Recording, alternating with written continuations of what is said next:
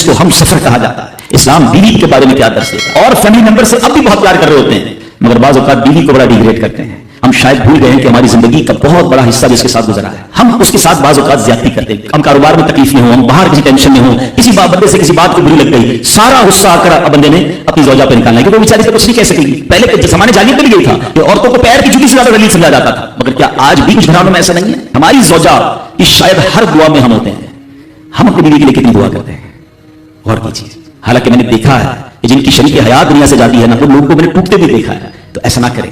جس طرح وہ آپ کے لیے محبت کا اظہار, دعاؤں کی آپ کی خدمت گار ہے, آپ بھی اس کے لیے اچھا برتاؤ کریں. اور نبی پاک کا کیا انداز تھا. میں تو آج اسلام کی شریعت کی, اللہ کے نبی کی بات کرنے آپ کے سامنے آیا. اللہ کے حبیب علیہ السلام سے سوال کیا گیا کہ حضور آپ کو دنیا میں سب سے زیادہ پسند کون ہے؟ اللہ کے حبیب نے فرمایا عائشہ. نبی پاک نے اپنی زوجہ کا نام لیا. پھر نبی پاک گھر میں اپنے ازواج کے ساتھ کیا انداز ہوتا تھا؟ گھر کا سودا سلف لے کے جاتے, کھانے پینے میں ہاتھ بٹاتے, محبت اور پیار کا اظہار فرماتے. سافٹ ماحول تھا گھر کے اندر. ہمارے گھر میں ایسا ماحول ہے. اسلام سے پہلے مال کے لیے جانوروں اور دوسرے ساز و سامان کے ساتھ ساتھ بیوی کو بھی رہن رکھوا دیا جاتا تھا. جیسے پیسے کو رہن رکھواتا تھا نا, بیوی ایک مال کی طرح تھی, لوگ گروی رکھوا دیتے تھے بیوی کو. یہ اسلام سے پہلے عورتوں کا حال تھا, بیویوں کا حال تھا. اللہ اکبر. اسلام نے نکاح کے ذریعے عورت کو مرد کے آدھے ایمان کا محافظ قرار دے دیا. قرآن کہتا ہے وعاشروہن بالمعروف, ان سے اچھا برتاؤ کرو. اسلام نے بیویوں کے ساتھ اچھا برتاؤ کرنے والے کو سب سے بہترین قرار دیا. حضرت امام حسن بصری رحمۃ اللہ علیہ, بہت بڑے بزرگ, ایک شخص آیا آ کر کہتا ہوں کہ بارش نہیں ہو رہی ہے, قحط کی پوزیشن آ گئی ہے, بارش نہیں ہو رہی, دعا فرمائے, وظیفہ عطا فرمائے. آپ نے فرمایا استغفار, وہ چلا گیا. اچھا ایک بزرگ بیٹھے تھے, ان کے پاس حضرت ربیع بن صدی رحمۃ اللہ کو دیکھ رہے تھے. دوسرا بندہ آیا, کہہ رہا تندرستی ہے, کاروبار میں ڈاؤن ہے, رزق میں تنگی ہے. آپ نے فرمایا استغفار کرو. تیسرا شخص آیا, کہتا حضور اولاد نہیں ہو رہی ہے, اصول اولاد کے لیے وظیفہ لینا ہے, فرمایا استغفار کرو. چوتھا بندہ آیا, وہ کہتا کہ حضور میرے باغ میں فصلوں میں پیداوار کی کمی ہے, فرمایا استغفار کرو. حضرت ربیع بن صدی کہتے ہیں حضور پہلا بندہ الگ پرابلم لے کر آیا, دوسرا الگ, تیسرا الگ, چوتھا الگ, چاروں کو ایک ہی دوائی, چاروں کو ایک ہی وظیفہ, استغفار استغفار. آئے ہائے, بڑوں کی بڑی بات ہے. قرآن میں بھی پڑھتا ہوں, قرآن آپ بھی پڑھتے ہیں, مگر دیکھو اللہ والے کیسے پڑھتے ہیں. کیا خوبصورت جواب دیا آپ نے. آپ فرماتے ہیں سورہ نوح پارہ 29 آیت نمبر 10 سے 12 کی آپ تلاوت فرمائیں. اب قرآن سنیے گا. بسم اللہ الرحمن الرحیم. استغفروا ربکم انه کان غفارا یرسل السماء علیکم مدرارا ویمددکم باموال وبنین ویجعل لکم جنات ویجعل لکم انہارا.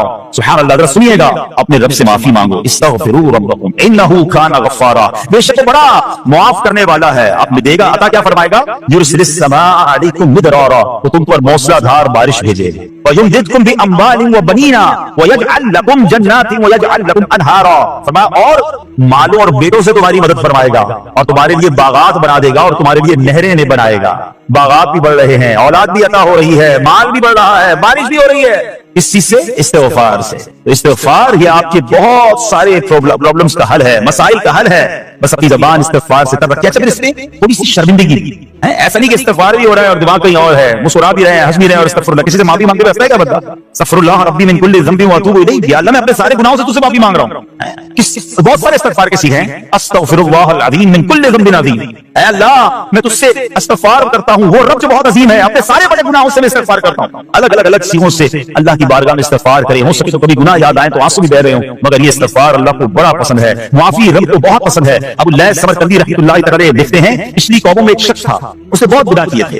ایک بار اس نے اپنی پچھلی زندگی کے بارے میں سوچا, گناہوں کے بارے میں غور و فکر کیا, تو اسے شرمندگی ہوئی. اس نے نادم و شرمندہ ہو کر 3 مرتبہ کہا اللہم غفرانک اللہم غفرانک اللہم غفرانک, اے اللہ تیری بخشش, اے اللہ تیری بخشش, اے اللہ پاک تیری بخشش. اسی لمحے اس کو موت آ گئی اور اللہ پاک نے اس کی بخشش فرما دی. آئیے ہم بھی پڑھ لیتے اللہم غفرانک اللہم غفرانک اللہم غفرانک.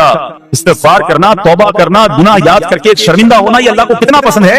ایک سبحان اللہ, اس کے بارے میں چند برکتیں آپ کو بیان کرتا ہوں. بڑی عظیم برکت یہ ہے کہ اس کی بدولت بندے کا تنگی اور غم دور ہو جاتا ہے. حدیث پاک میں ہے جو ہمیشہ استغفار کرتا رہے اللہ پاک اس کے لیے ہر تنگی سے نکلنے کا راستہ بناتا ہے, ہر فکر و غم سے اسے خلاصی عطا فرماتا ہے. اس کی ایک برکت یہ بھی ہے کہ ایسے بندے کو اللہ پاک غیب سے رزق عطا فرماتا ہے. حدیث پاک میں ہے استغفار کرنے والے کو اللہ وہاں سے رزق عطا فرماتا ہے جہاں اس کا گمان بھی نہیں ہوتا. اتنی مہنگائی ہے, اتنی مشکلیں ہیں, اتنی تنگی ہے, لوگ قرضے میں ہیں, कभी इधर जाते हो कभी उधर जाते हो। अरे भाई सबके पास जाते हो, रब के पास क्यों नहीं जाते? इस्तिगफार करना शुरू कर दो, फरमाया उधर से रोजी देगा जहां तुम्हारा गुमान भी नहीं जाएगा। इसकी बरकत से अल्लाह पाक दिलों के जंग को दूर फरमाता है। आइए प्यारे इस्लामी भाइयों, अल्लाह को माफी मांगना, दिल से पुकारना कितना पसंद है। मैं आपको एक बहुत ही खूबसूरत वाकया बताता हूँ, और ये वाकया है हजरत मूसा अलैहि सलाम। अल्लाह पाक ने हजरत मूसा अलैहि सलाम ने एक बार अपनी मुनाजात में अर्ज किया, या अल्लाह या रब। अल्लाह पाक की तरफ से जवाब आया, लब्बैक या मूसा। आपने अर्ज किया, अल्लाह तू मेरा मालिक है, तू तो खालिक है, मैं तो तेरा बंदा हूँ। इरशाद हुआ, मुझे ये पसंद है कि जब मुझे कोई मेरा बंदा या रब पुकारे तो मैं उसे लब्बैक कहकर जवाब। अल्लाह फरमा रहा है मूसा ने अर्ज किया, या रब क्या ये हर मुती बंदे के लिए है? क्या हर नेक आदमी के लिए ऐसा है कि जब तुझे वो पुकारे तो तू लब्बैक फरमाता है? सुनो, अल्लाह फरमाता है हाँ, बल्कि हर गुनाहगार बंदे के लिए भी है। तो मूसा ने अर्ज किया, अल्लाह फरमा बरदार तो तेरी इताअत करता है, वो बात तो समझ आ रही है, गुनाहगार पर ये करम किस वजह से? अरे है, सुनो मेरे रब कैसा करीम है। फरमाता है मूसा, अगर मैं भलाई करने वाले को उसकी भलाई का बदला दूं और बुराई करने वाले पर उसकी बुराई की वजह से एहसान न करूं तो मेरा जूदो करम कहां जाएगा? अल्लाह फरमाता है मेरा फिर करम, मेरी रहमत किस लिए है? बुराई करने वाला भी, गुनाह करने वाला भी मुझे पुकारता है, मैं उसे भी लब्बैक कहकर जवाब देता। हजरत मूसा अलैहिस्सलाम को एक बार वही नाज़िल हुई कि मूसा फलां इलाके में जाओ, हमारा एक नेक बंदा का इंतकाल हो गया है, जाकर उसको गुस्ल दो, उसको कफन दो और उसका जनाजा। हजरत मूसा वहां पहुंच गए और जब वहां जाकर आपने लोगों से कहा कि मुझे फलां बंदे के पास ले जाओ जिसका इंतकाल हुआ है, मुझे गुस्ल देना है, कफन पढ़ना है, जनाजा पढ़ना है। लोगों ने कहा, हजरत ये तो जमाने का गुनाहगार, बड़ा बेहुदा, बड़ा बदकार शख्स था, आपको रब का हुक्म था, आपने गुस्ल भी दिया, कफन भी पहनाया, जनाजा भी पढ़ा, फिर रब की बारगाह में अर्ज की, मौला बंदे तो ये कह रहे हैं ये तो बहुत बुरा आदमी था, तूने मुझे भेजा और फरमाया तेरा प्यारा बंदा, मैंने जनाजा भी पढ़ दिया, गुस्ल और कफन भी दिया। फिर आप सोचें कि किसी का जनाजा हजरत मूसा पढ़ दें तो उसकी तो बख्शिश का तो कोई मसला ही कोई नहीं ना, वो तो अल्लाह के नबी जिसका जनाजा पढ़े गुस्ल दे, तो या अल्लाह तूने ऐसा इंतजाम फरमा दिया। रब करीम की तरफ से पता क्या जवाब आता है? अल्लाह फरमाता है, ए मूसा, बंदे सच कहते हैं, ये बंदा वाकई बड़ा गुनाहगार था। जो इलाके वाले शहर के लोग कह रहे हैं ना, ठीक कह रहे हैं, ये बंदा था ही ऐसा। अल्लाह जब इतना गुनाहगार, इतनी बड़ी मेहरबानी किस वजह से? इरशाद हुआ, ए मूसा, इस बंदे ने मरने से पहले मुझसे 5 कलिमात के जरिए बात की, मुनाजात की, मुझे पुकारा 5 सेंटेंस से, 5 कलमे थे, और ए मूसा इसकी वजह से मैंने उसकी मगफिरत फरमा दी। हज़रत मूसा कहते हैं, या अल्लाह वो 5 कलमे तो बता दे। वो 5 कैसे जुमले थे कि इलाके में सबसे मशहूर बदकार और उसका इंतकाल हो तो रब मगफिरत भी फरमाए और अपने नबी को फरमाए जाके जनाजा पढ़ो। तो आपने कहा, या अल्लाह वो 5 कलिमात बता दे। आप ये 5 कलिमात सुनिएगा। एक्चुअली जो बात समझनी है ना, इस्तिग़फ़ार है क्या, माफी मांगना है क्या, तौबा क्या है? अल्लाह फरमाता है कि हमने सुना कि जो बंदा अल्लाह से इस्तिग़फ़ार करता है, अल्लाह उसे देखकर मुस्कुराता है। इसकी वजह यह कि बंदा रब की बारगाह में अपने आप को सरेंडर करता है, अपने गुनाह याद करता है, अपनी कम मायगी का इज़हार करता है। वो कहता है अन-नदम तौबा, शर्मिंदगी तौबा। शर्मिंदा हो जाए ना इंसान, दुनिया में पता क्या मामला है? हम किसी अदालत में जाकर कहते हैं हमने जुर्म किया, इकबाल जुर्म, तो क्या होता है? जज कहता है फिर इसको गिरफ्तार करो और सजा सुनाओ। बंदा खुद ही मान रहा है, गवाहों की जरूरत क्या है? दुनिया की अदालत में इकबाल जुर्म पर सजा मिलती है। मेरे रब की रहमत की अदालत देखो, बंदा वहां जाकर इकबाल जुर्म कर ले, शर्मिंदा हो जाए, माफी मांग ले, अल्लाह उसके सारे गुनाह माफ फरमा देता है। ये फर्क है दुनिया वालों में और रब की अदालत में। सुभान अल्लाह। हज़रत मूसा कहते हैं, अल्लाह वो 5 कलमे बता, और बताए गए तो 5 कलमे सुनिएगा जरा। वो बंदा कहता है मरने से पहले, ऐ रब तू जानता है मैं नेकों से मोहब्बत करता हूं अगरचे खुद नेक नहीं। या रब तू जानता है मैं फासिकों से बुग़्ज़ रखता हूं अगरचे मैं खुद फासिक नहीं। समझ रहे बात? अल्लाह नेकों से प्यार करता हूं, मुझे पता है मैं खुद नेक नहीं हूं। मैं गुनाहगारों से नफरत करता हूं, हालांकि मैं खुद भी गुनाहगार हूं। कहीं भी अपनी बड़ाई नहीं है, मैं गुनाहगार, मैं बदकार, मगर अल्लाह मैं प्यार करता हूं नेक लोगों से। तीसरा जुमला क्या था? या रब अगर मुझे मालूम हो जाए कि मेरे जन्नत में दाखिल होने से तेरी मिल्कियत में कोई कमी आ जाएगी, अल्लाह मैं तुझसे फिर जन्नत का सवाल करना छोड़ दूं। मुझे ये पता है या अल्लाह तूने मुझे जन्नत में दाखिल किया ना, तेरी जन्नत में कोई कमी नहीं आएगी, बहुत बड़ी है, और मुझे दाखिल भी करने से तेरा कुछ नहीं जाएगा। अगर कुछ जाता होता तो या अल्लाह मैं जन्नत तेरे से मांगना छोड़ देता। चौथा जुमला क्या है?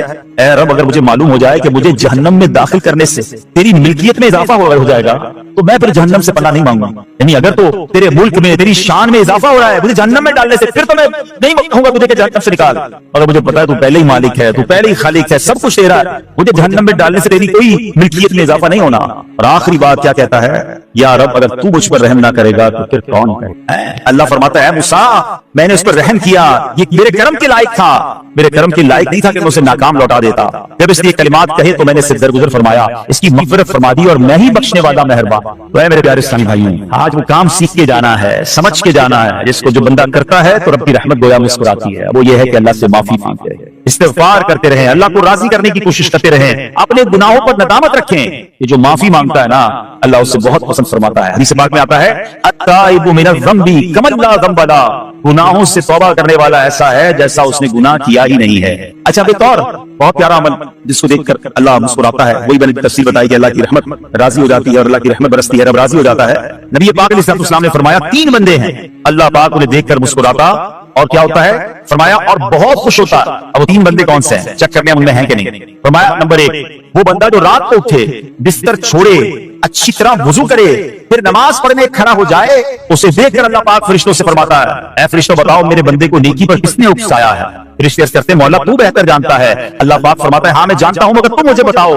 فرشتے عرض کرتے ہیں اے مالک کریم تو نے اسے ایک چیز یعنی جہنم کا خوف کیا ہے, یہ اس سے ڈرتا ہے. اللہ تو نے ان کو ایک چیز جنت کی امید دلائی ہے, یہ اس کی امید رکھتا ہے. اللہ یہی خوف اور امید ہے جس نے اسے رات کی نیند قربان کر کے تیرے حضور کھڑے ہونے پر ابھارا ہے. اب اللہ پاک فرماتا ہے اے فرشتوں گواہ ہو جاؤ جس چیز سے ڈرتا ہے یعنی جہنم سے ڈرتا ہے, میں نے اپنے اس بندے کو اس سے امن بخشا, اور جس کی امید رکھتا ہے یعنی جنت کی, میں نے جنت اس پر واجب کر دی.